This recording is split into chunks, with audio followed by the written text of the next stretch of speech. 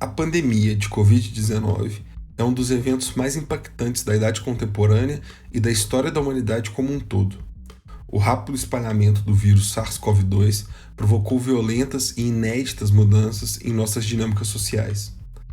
Essas mudanças impactaram profundamente o modo como nos relacionamos com as instituições que organizam nossa sociedade e somos influenciados por elas. Uma situação como a Covid a gente nunca havia lidado antes com uma situação desse tamanho, absolutamente inédita e afetando todo mundo ao mesmo tempo. Ninguém pode dizer que ficou, né, que não foi afetado de forma nenhuma, porque todo mundo foi.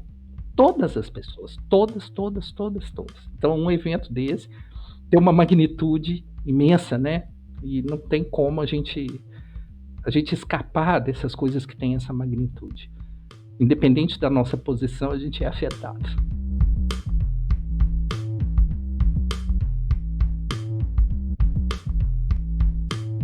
Bem-vindo ao Dispositivo. Eu sou Eduardo Lopes. Essa outra voz que você ouviu é do professor Márcio Simeone Henriques, doutor em comunicação pelo UFMG e pós-doutor pela Universidade Nova de Lisboa, em Portugal. Atuando na área de Relações Públicas e Planejamento da Comunicação, ele é professor do Departamento de Comunicação Social e da pós-graduação em Comunicação Social na UFMG. O professor Simeone também é líder do Grupo de Pesquisa em Instituições, Públicos e Experiências Coletivas, o IP.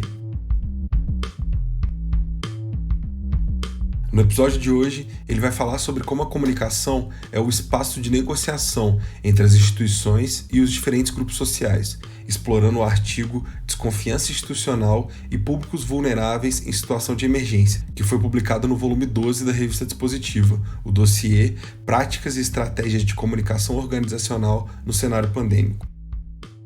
O artigo do professor Simeone discute a dinâmica dos vínculos de confiança entre instituições e sociedade, levando em conta experiências vividas no espaço público em situações de emergência, como a pandemia de Covid-19, que desafiam as estruturas institucionais, abalam a confiança no sistema institucional e aumentam as vulnerabilidades dos públicos.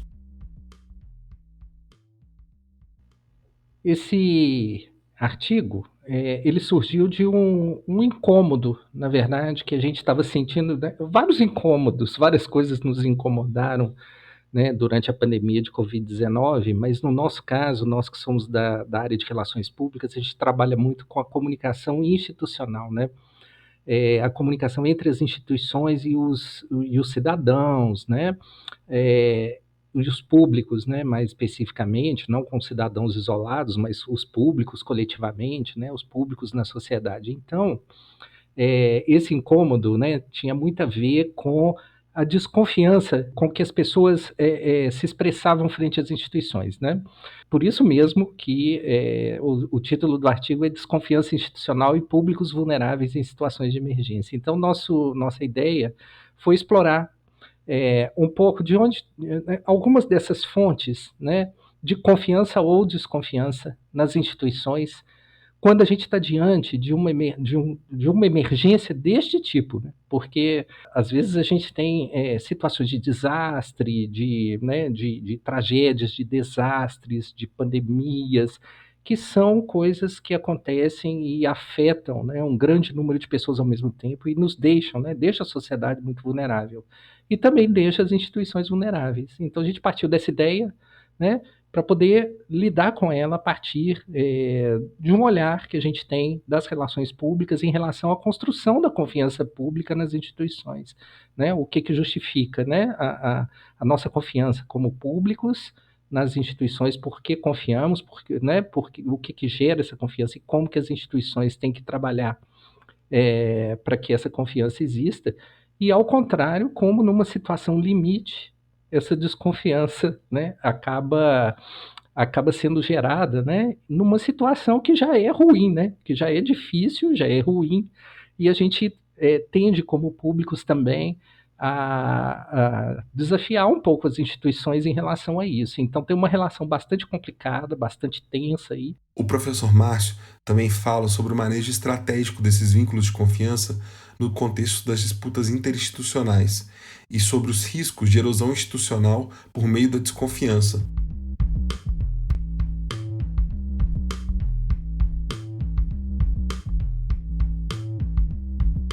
pesquisa apresentada no artigo foca nas relações entre públicos e instituições, entendendo que essas relações são fundamentais para nossa organização e funcionamento como sociedade. A base para essas relações, segundo o professor Márcio, é a confiança institucional. O que faz a gente confiar numa instituição? E aí eu estou falando do conjunto institucional, de todo um sistema institucional, o Estado como instituição, outras instituições fazem parte desse sistema, né? Se a gente for pensar Estado, o mercado, a ciência, né, como instituições, né, como instituições sociais, eles são baseados nesses vínculos de confiança. Por quê? Nós, a sociedade, né, é que instituímos, mas a gente institui também com uma base simbólica de confiança, porque a gente é necessário que nós, como sociedade, como públicos numa sociedade, que a gente aceite e legitime as instituições. Então, eu trabalho com alguns conceitos, né, relativos às instituições, seja qual for. Falar de instituição é falar de um conceito, assim, muita gente trabalha, né? Tem muita gente que dá conceitos de instituições. Mas, independente de qual seja esse conceito, é basicamente um consenso de que as instituições sociais elas só existem porque existe uma aceitação social da sua existência, né? E nós, a sociedade, delegamos às instituições que façam algo por nós, né? Que nos governem, que orientem, né, os diversos aspectos da nossa vida coletiva, ainda mais, né, nas sociedades modernas que são tão complexas, né? Então a gente lida com essa ideia. Então o vínculo de confiança ele vem da aceitação e da legitimação dessas instâncias, dessas instituições. Por isso mesmo, né, que a gente costuma olhar do ponto de vista das relações públicas que isso está muito ligado, né, à imagem e à reputação que a gente tem dessas instituições. O Estado, por exemplo, né, todas as instituições públicas, o conjunto das instituições públicas, as instituições de governo. Então, a gente fala de instituição, às vezes, reduzindo a uma questão mais simples, a gente espera que elas funcionem. Né? A gente fala assim, bom, as instituições democráticas funcionam ou elas estão abaladas, né? Quando ocorre, né, um evento desse tipo, a gente fica pensando que as instituições têm que funcionar para ajudar a proteger a sociedade, né? Quem é que daria conta sozinho? Nós sozinhos ou coletivamente, em pequenos grupos, a gente não daria conta de um evento tão trágico como a pandemia de Covid-19 que nós enfrentamos, né? Então a gente precisa das instituições para dar uma certa estabilidade, né, na sociedade, para dar respostas aos públicos acerca de coisas que os públicos sozinhos não podem fazer, né? Então, essa dimensão aí, né, é que vai formando um certo vínculo de confiança que é necessário, né, de aceitação social e legitimidade para que a instituição exista. Na medida que a gente começa, né, ao contrário, a desconfiar delas ou achar que elas não dão respostas suficientes ou boas respostas, aquilo que a gente demandaria como cidadãos, como públicos e como sociedade, essas instituições se enfraquecem. Então, é uma relação muito dinâmica que existe, que é muito baseada nesses vínculos. O professor Simeone explica que as negociações entre a sociedade e as instituições não se dão pelos indivíduos, mas a partir das aglutinações desses indivíduos como públicos. A gente não entende como meras audiências, né? Não são os públicos-alvos, as audiências, né, na sociedade, as audiências da mídia. Públicos, para nós, são agrupamentos coletivos, né, que, na verdade, se formam a partir das afetações, né, daquilo que afeta a gente coletivamente, né, na nossa vida coletiva. E a gente vai, de alguma maneira, se associando à formação de públicos, é muito essa associação, ainda que meio vaga, meio difusa, a nossa associação em torno de alguma questão pública relevante. Tá? Então, em síntese, né, a gente tem muito essa ideia de público. Então, o público que se forma por ser afetado ou impactado por determinadas questões que na sociedade apontam para alguma controvérsia em relação ao interesse público, é que define de fato como se formam esses agrupamentos. Portanto, a gente não fala público nunca no singular, a gente sempre fala no plural. Por quê? Porque os públicos, para se formar um público, né, ele se forma em torno de controvérsias, de questões mesmo, controversas que no espaço público a gente, de alguma maneira, acha relevante debater, acha relevante achar, né, alguns pontos, seja para consenso ou para marcar o dissenso. Então, assim, a controvérsia ela é a chave para entender né, a formação de públicos na nossa visão, nas teorias com as quais a gente trabalha, né? Isso nem sempre é comum numa visão de públicos, não, mas a gente precisa explicar isso primeiro para poder entender, né, essa questão. Por que então se formam públicos tão diferentes às vezes? E às vezes até esses públicos podem entrar em choque uns com os outros. Nós, na sociedade, eu estou falando da sociedade civil, formando públicos aqui e acolá. A gente é influenciado pelas instituições, influenciado pela mídia, influenciado pelo governo, influenciado por tudo. Inclusive por outros públicos na sociedade. Alguns atores, né, mais constituídos desses públicos nos influenciam. E a gente sempre tem essa ideia de que os públicos estão envolvidos em controvérsia. Então, essa ideia da controvérsia ela é central.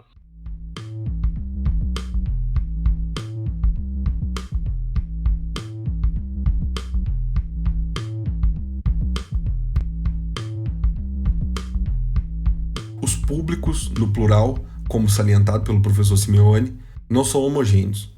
O que a pandemia de Covid-19 fez foi evidenciar e talvez até agravar as diferenças que nos dividem na sociedade. Aquilo, portanto, que é colocado, né, de forma controversa na sociedade, divide os públicos. Os públicos não são uma instância necessariamente de consenso. Nunca serão de um total consenso. Na verdade, os públicos também marcam ao mesmo tempo dissenso, né? Marcam as suas diferenças, né, de opinião, principalmente. É essa relação tensa que existe, inclusive, com os estudos, com a opinião pública. O estudo de opinião pública, na verdade, tem que levar isso em conta. Não existe uma opinião pública, né? Existe, na verdade, um sentimento assim mais geral de que a opinião pública vai para cá ou para lá, mas são os públicos que comandam, né, esse tipo de pensamento. Nas opiniões que a gente emite coletivamente, como públicos, de forma agregada ou de forma mobilizada, não importa, mas uns públicos vão ser mais fortes do que os outros em determinado momento. Então, isso, na nossa visão, é que é importante. Quando a gente tem algo que afeta todo mundo, né? Todo mundo é muito impactado, muito diretamente afetado. É claro que os públicos ficam muito mais estressados, né? Eu uso essa palavra, inclusive, existe um estresse aí, né, na relação entre os públicos e deles com as instituições. Então, isso é muito importante. E também discuto brevemente nesse texto uma consideração que é fundamental, que é muito importante. Por quê? Nós, os públicos, como a gente está o tempo todo também, a gente influencia e é influenciado, mas principalmente, a gente é influenciado por outros públicos e é muito influenciado estrategicamente pelas instituições e pelas organizações, né, numa sociedade. É claro que isso vira um turbilhão para nós, né? Isso ajuda, né, ou a nos orientar em determinado caminho ou a nos dividir. Ora, a gente vai para lá, vai para cá, né? E aí, diante desses três, e de uma coisa que, além de ser uma emergência, e aí eu discuto também um pouco esse salto, além de ser uma emergência, uma calamidade pública, né?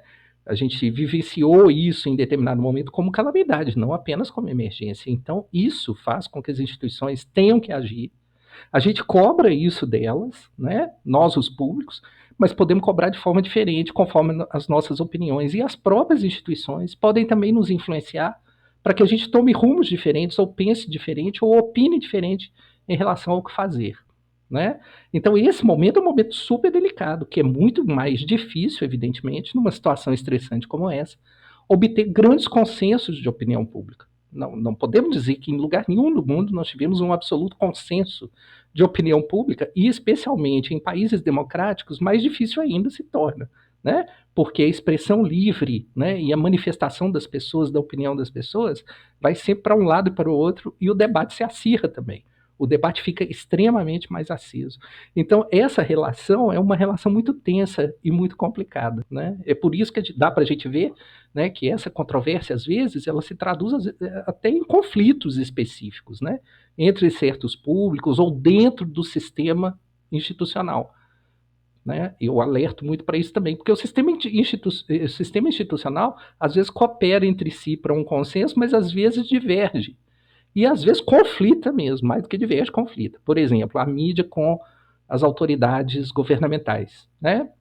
O sistema político com a mídia, o sistema político com a ciência com a mídia. Então, assim, se a gente for olhar esses movimentos institucionais, eles estão entre si divididos, né? E na Covid isso ficou muito evidente, né? Em relação a isso.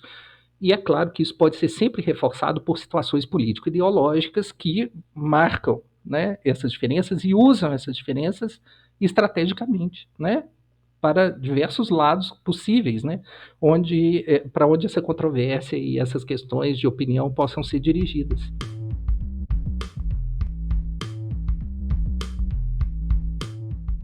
Nesse período tão estressante de atritos sobre coisas fundamentais para nossas vidas, a comunicação se estabeleceu como uma arena de conflitos. Foi nessa arena da comunicação que os públicos estabeleceram um amplo, caloroso e muito desgastante debate. A comunicação é sempre o ponto de embate, é o ponto central, tá? Eu considero isso, porque assim, olhando para todas as relações comunicativas que perpassam as instituições entre si, a comunicação entre elas, né, dentro do sistema institucional, delas conosco, os públicos, né, e os diversos atores da sociedade civil, seja o que for. Então, assim, você tem ali, na verdade, um sistema institucional que ele nunca é composto de elementos monolíticos. Então, por exemplo, quando a gente fala assim, o sistema institucional, a gente pode localizar algumas instituições, se a gente trata a mídia como instituição, a imprensa como instituição, tá bom, nós temos um bloco ali.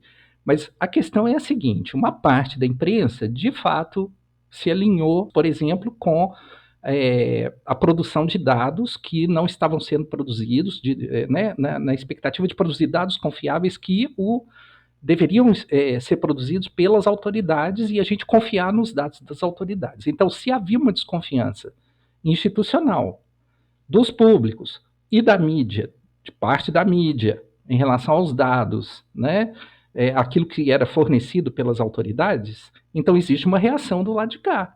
Uma parte desse sistema midiático se organiza para suprir esta deficiência, né?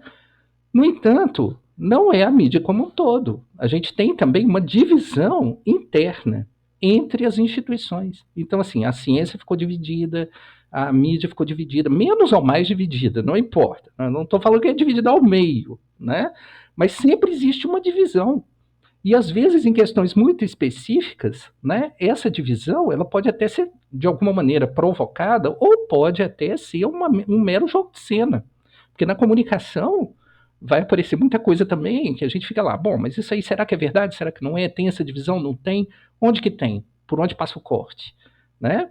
Então, assim, a gente fica meio confuso nesse momento, inclusive nós, os públicos, é um momento de estresse para os públicos, porque a gente também fica confuso. A gente fala assim, então o que eu confio? Naquilo que está na mídia? Mas que mídia? Aquilo que está alguém fala assim, o que está na mídia hegemônica. Bom, mas eu posso confiar na mídia hegemônica? Não, não posso confiar na mídia hegemônica. Então vou confiar em quem? Na mídia alternativa ou na mídia independente?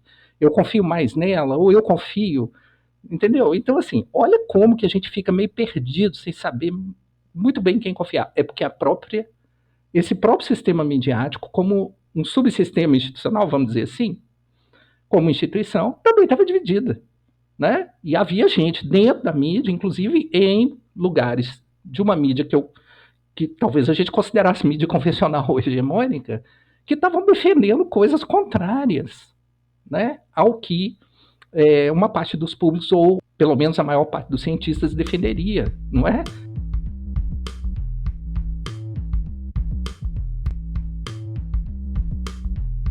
Enquanto a sociedade procurava respostas, as instituições nem sempre as forneciam. E para além disso, muitas vezes essas instituições nas quais confiamos a organização da nossa sociedade atuaram para agravar as dissidências, ameaçando romper o tecido social que já se via extremamente estressado, piorando ainda mais a crise pública instaurada. O embate não é totalmente externo ao sistema institucional, ele também é interno. Por isso que a gente tem que tomar cuidado, porque o que enfraquece muitas vezes as instituições são essas divisões que são colocadas internamente, né, para as próprias instituições. E quanto mais divididas elas estiverem, e isso pode ser até produzido estrategicamente, mais vulneráveis nós, os públicos, ficaremos, porque a gente fica meio assim perdido, né? Fala assim, tá, mas até então eu confiava muito, né, naquilo que se dizia, numa certa mídia que eu costumava acompanhar, né, em órgãos de imprensa que eu considerava confiáveis. Aí, de repente, eu tenho elementos para desconfiar deles. Mas por quê? Às vezes porque há uma disputa entre o discurso das autoridades e o discurso que está lá nessa imprensa. Aí eu começo a perder confiança ou em um ou em outro. Mas veja como isso também é uma estratégia política, né? Porque os próprios atores políticos podem infundir em nós, né, os públicos, uma desconfiança sobre algo, até uma desconfiança em relação à ciência. E os atores políticos que eu digo, tem atores e atores. Por quê? Alguns deles tentavam infundir a desconfiança da gente na ciência. Outros já vinham para a esfera pública falar o que com a gente? Sigam a ciência, né? Então, assim, eu como público, eu posso ficar assim meio perplexo, não posso? Eu falo assim, poxa vida, eu devo seguir ou não devo seguir o que você está falando? Não é? Em que eu vou confiar?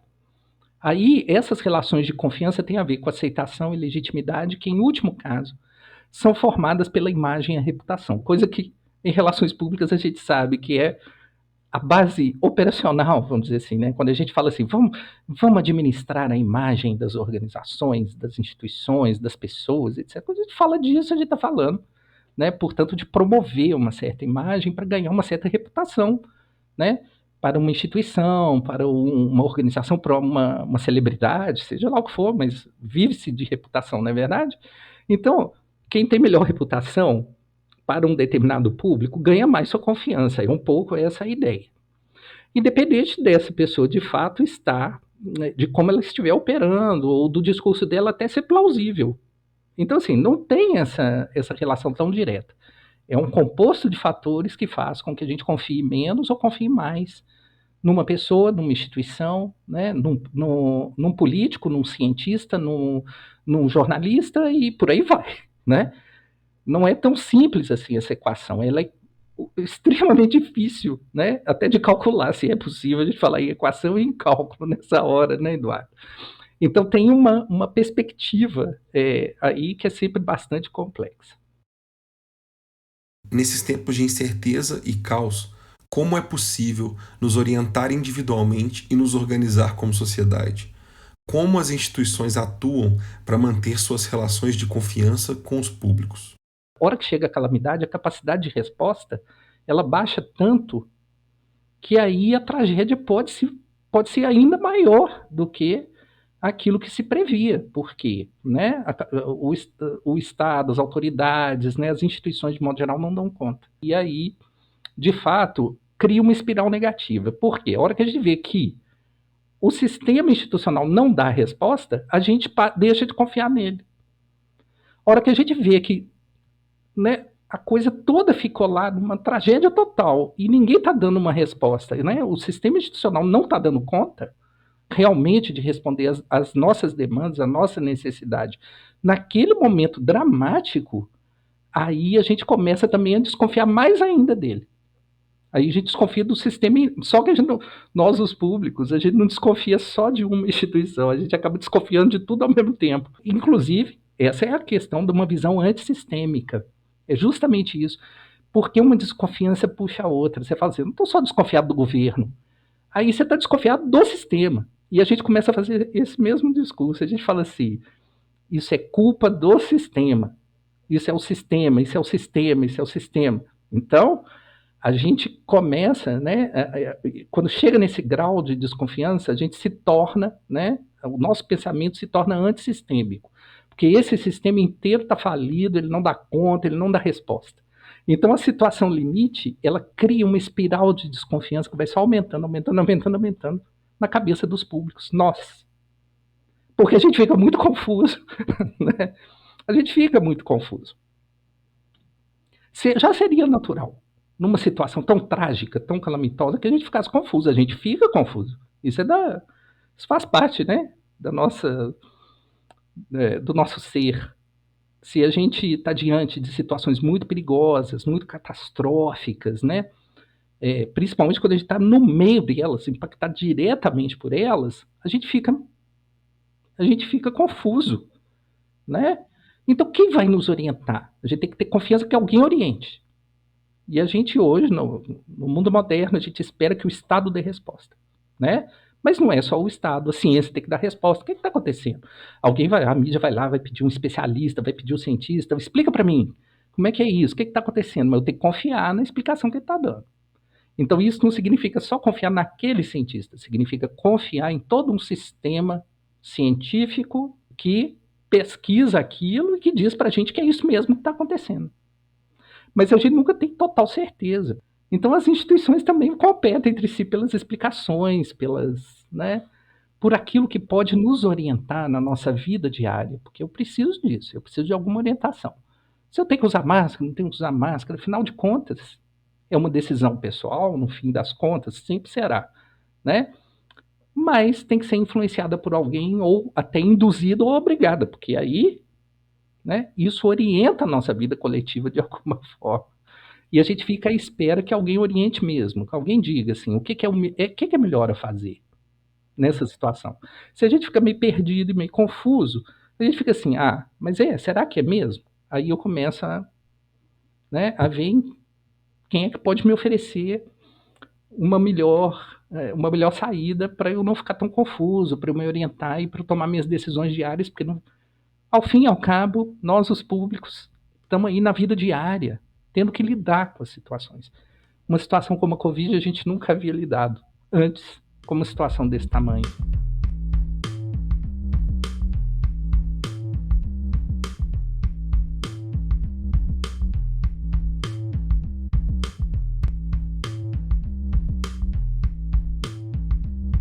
Passados 4 anos do início da pandemia, quais são as consequências que podemos observar nesse cenário e o que muda daqui para frente?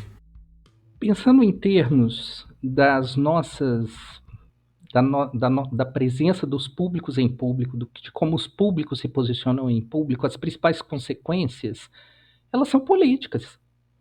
Porque é, toda essa questão, todo esse estresse, né, ele necessita, de alguma forma, que as instituições se reposicionem também.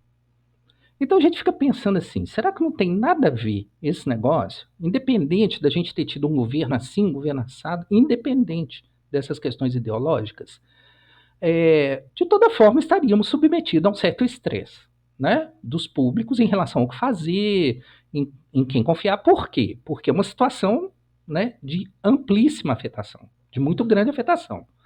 Então, de toda forma, algumas instituições, né, é, que ser retrabalhadas desse ponto de vista do ponto de vista político. Então, assim, existe uma relação, independente de qualquer coisa, existe uma relação sempre entre o campo institucional e o campo político em torno de qualquer questão como esta, em torno de qualquer tragédia que a gente enfrente, seja desse tamanho ou até menor, não importa, não dá para ficar medindo assim, porque a cada tempo histórico nós podemos ter que enfrentar esses desafios. Mas, ao final, se a gente considera os públicos como uma instância política, né, e os públicos definitivamente são, independente de quem aproveite ou tire benefício político da influência sobre esses públicos, se os públicos resistem menos ou mais do ponto de vista político, o que pode ocorrer em termos em termos disso é uma erosão institucional. As instituições elas podem sofrer, de modo geral, o sistema pode sofrer uma certa erosão por causa desse estresse.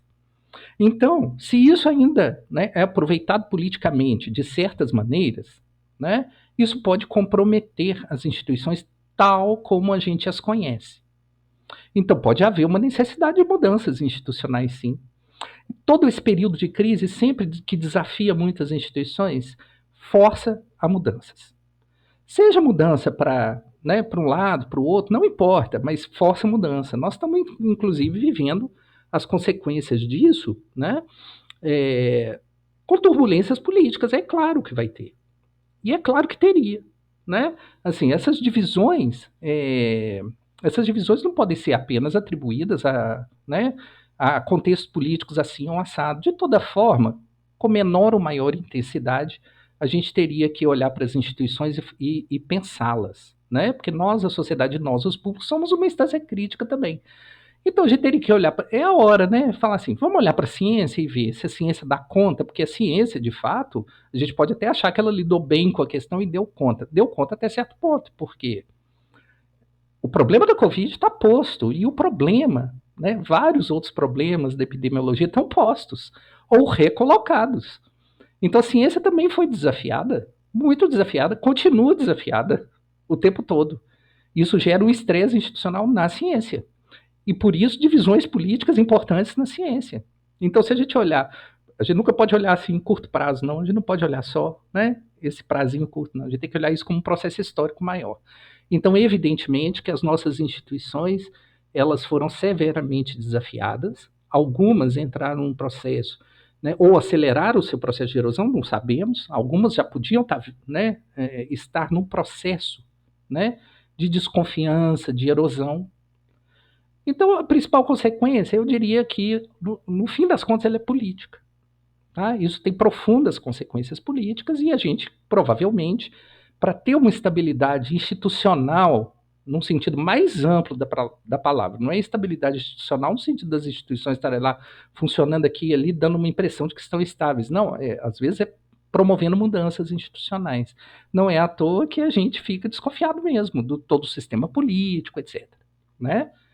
Mas sempre vai ter as interinfluências, a propaganda, as estratégias, etc., para mostrar, né, para também nos induzir a pensar de certa forma. Isso sempre vai ter, né? Isso sempre tem. As tensões políticas se dão em torno dessas coisas. E eu fico pensando também se muito assim de passar a limpo certas instituições, às vezes a vontade que a sociedade tem, né? E a sociedade, assim, que eu digo, é de uma maneira muito genérica mesmo, né? Algumas instituições a gente já sabe que elas talvez não deem as respostas que deveriam dar, não é só a Covid, não. É a toda a questão político-democrática, a nossa sociedade como, né, como ela está, para dar uma certa estabilidade, uma certa tranquilidade, né, para que as coisas possam acontecer e a gente se oriente, né, na nossa sociedade. É uma questão muito delicada. Eu diria que exatamente por isso, né? Porque ela é delicada porque ela é profundamente política e com isso a gente não pode achar que as coisas poderão voltar a ser como elas eram antes da pandemia, né? Para ficar aí focado na pandemia, né? Não serão. Elas, isso veio e alterou profundamente as nossas relações sociais, nossa sociabilidade, é um conjunto de coisas. Certamente, estes desdobramentos vão nos acompanhar e afetar nossas vidas por bastante tempo. Agradecemos ao professor Márcio Simeoni pela entrevista e pelas ótimas reflexões que compartilhou conosco. Para ler o artigo que exploramos neste episódio, acesse dispositiva.org.br ou clique no link que está aqui no post do episódio. Se você quiser receber todos os episódios quando eles forem lançados, siga o Dispositivo no seu aplicativo de podcast preferido e acompanhe a Revista Dispositiva nas mídias sociais. O Instagram é @Revista Dispositiva. O Twitter, ou X, é @RDispositiva. E no LinkedIn e Facebook é só pesquisar por Revista Dispositiva que você nos encontra. Todos esses perfis estão linkados aqui no post desse episódio. Este episódio foi escrito, narrado e editado por mim, Eduardo Lopes. A produção é de Ana Karina Oliveira, Yasmin Souza, Eduardo Lopes, André Veloso e Samuel Rubens, sob coordenação de Verônica Soares. Este episódio usou áudio de Splice. A Revista Dispositiva tem o apoio da FAPEMIG para ações de divulgação da ciência, da tecnologia e da inovação. A revista é gerida pela PUC Minas e pela UFMG.